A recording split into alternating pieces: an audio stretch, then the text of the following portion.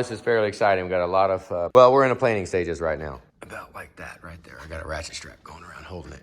You know what? I'll just go through it all with you.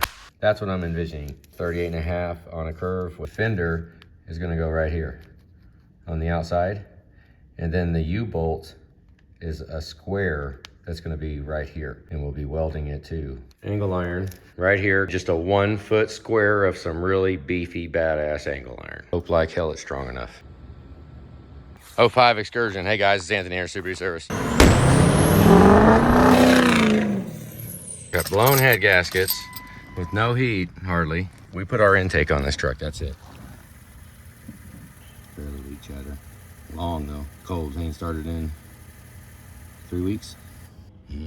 Glow plugs are heating right now. Depends on how nice you want to be to the truck. Here we go.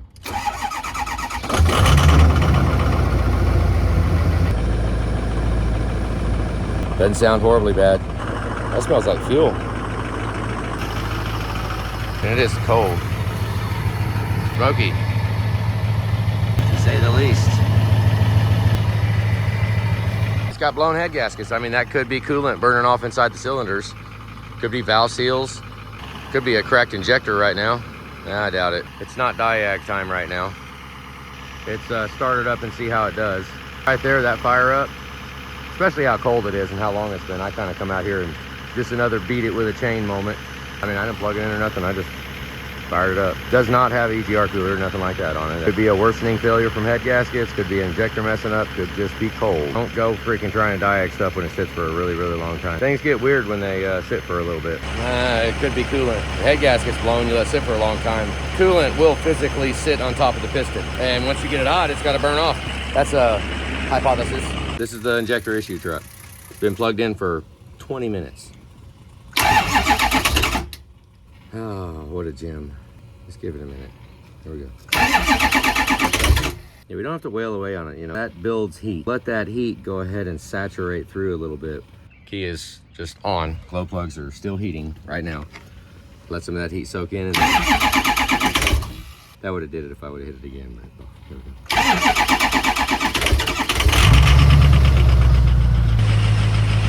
I mean, that's what you get. There's actually 4 glow plugs messed up. So I got something that in our diag video of testing injector bores, something didn't go back together happy, and I just haven't messed with it. 4 glow plugs bad. I mean, it's got issues, so that's just another line item in the list. It's arguably broken. You could drive it around and use the truck like as if it's not broken while it is broken. This is voted for years and years, best burger in Kansas City, Westport Flea Market.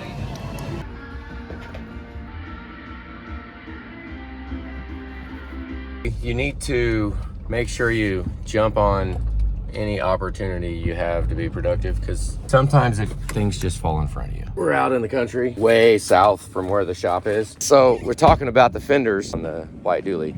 Look right here, look at this. Perfect angle for the bottom of it. Just sitting there, big long strip, brand new. This is farm shop right here. We're just standing here. We came to pick up cookies, literally. Like and here, Julie's brother, John, has got, what's up, John? He has got this steel sitting here. Look, it still has the numbers on it. That's brand new shit. All right, we are headed back up north, and we got some steel in here. Yeah.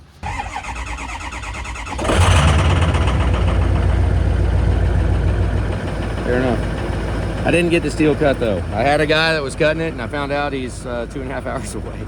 So I'm just gonna cut it by hand. Get these freaking fenders figured out. They've been mind hosing me. Let's let this warm up, go put the lift gate back where it needs to go, and let's go back to work.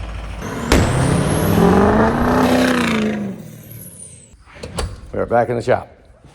Now, let's brainstorm a little bit on these fenders. Okay, I put a ratchet strap around it and it held it pretty tight. So I'm thinking I'm gonna try to mimic that measurement with that one on top of here. So let's wrap a strap around it. I mean, that's kind of something like that is what I'm thinking. Go 4 inches down, right there, 5 1/4. Go 4 inches down here, and then 5 1/4 here. Okay, so we got a center. That's just because we're that piece of center, so we'll go 5 1/4. And I can kind of get nuts and bolts in this thing here if I position them right, because of the spring plate right there that hangs over So I might want the fender, I need to think about that for a minute. This right here is gonna be right there. Look across the bottom of the two, way over there. Just a hair though. We just got back in the shop. I just came in. It's obviously freaking nighttime again. So I'm getting my bearings for what tomorrow's gonna have in store above that. So it'll have to be this big. That's gonna be the inside. So as you're looking at it, it's gonna have that inner fender well as you're looking way inside of there. Complete, closed fenders, not a bunch of spray coming from up here blowing on it. It'll be all the way and closed off. It should be not too bad. Not sure what we're gonna do yet for to the ground contact and hot shot guys, stuff like that. I mean, they have the bars on top. Yeah, I know you could do that. Say you blow a tire out, take the 4 nuts off the top of the U-bolts, the 4 add-on nuts. You don't have to touch the U-bolts. And then you can take the entire assembly off of the truck. And then you're back to bare wheel. This will be metal going down with a piece of angle, going over and covering, hitting all those nuts right there. And you have to take 4 nuts off. You can zip these off and actually just lift the fender off. And all our wisdom to not cut that with a CNC table. I got string out, I tried some wire, I tried the piece, I tried everything. So now the string I think is our best bet. The very outside line is my cut for what I'm gonna guess is a circle. We're trying to cut a circle, that's all we're doing.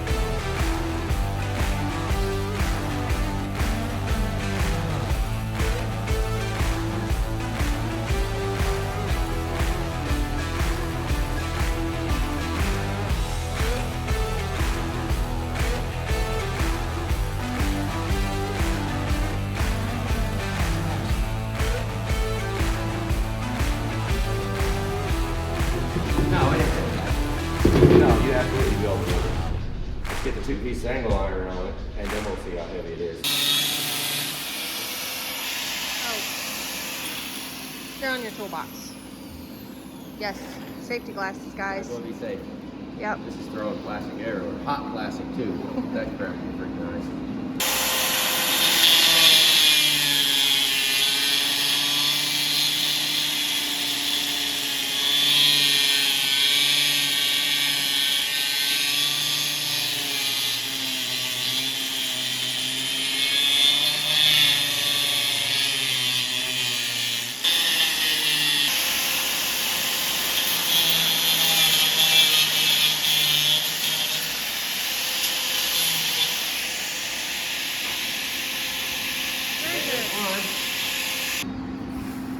Okay, that's where it's at. I measured it around. We got 3.5 inches all the way on the reveal here.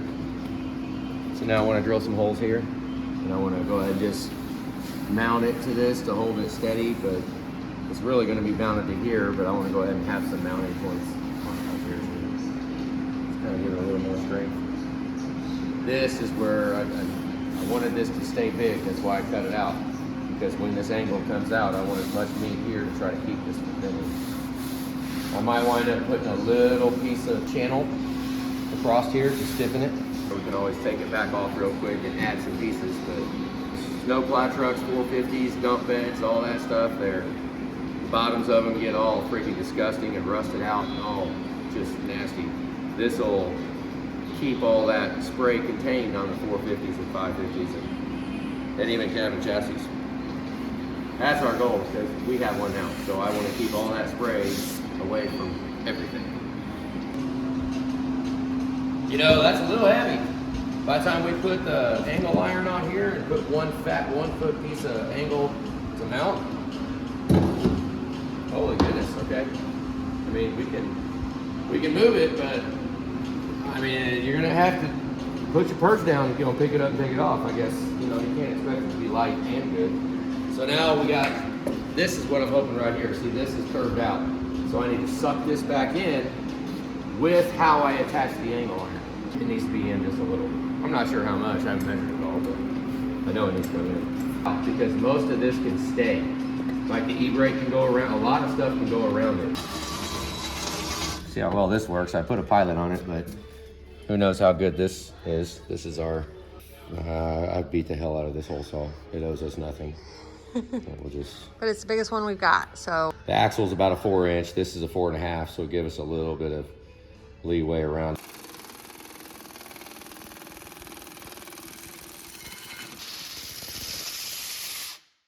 Could throw some soapy water on it. We're almost there, but just a little, just to cool it off.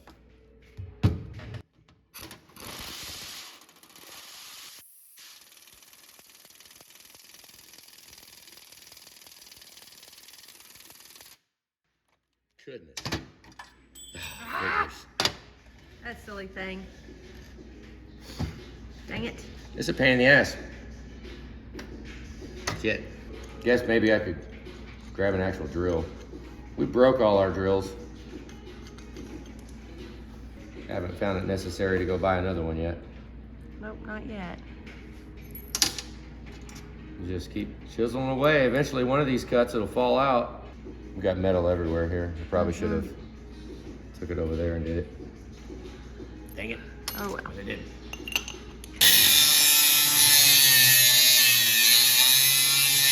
I've been cutting and cutting. We're on the inside now. Smooth the line on the next one. This is the very first one, and we're gonna have this template ready to replicate. We've got 1.5 inches off the tire, and we're gonna mount it right there. Piece of angle right there. This is what I've been working on all freaking day. I haven't figured out what I'm gonna do here yet. I'll probably do that last, who knows. The goal is just to get the freaking tires covered though. I don't wanna put a bed on it, not if we're just gonna be hauling trailers. Hauling our trailer, hauling any freaking trailer. I'm hoping that when I get it mounted, that I can suck that outside in a little bit with the angle. We'll see. That angle that's laying right there on the floor. I like it though. I mean, it's coming together. There's no use in me even dropping the cab because I can't drive it until this is done. I want to be done back here, and then I can just forget about it, and I can come over here, drop the cab, go in normal, we'll fire it up and drive away. Of course, I'm not sure what I'm gonna do with the filler neck yet though. It's just asking to be a problem. That's for freaking sure. I don't know, we'll address that later. That's not stopping us. I can drive it just like that. I can't drive it like that.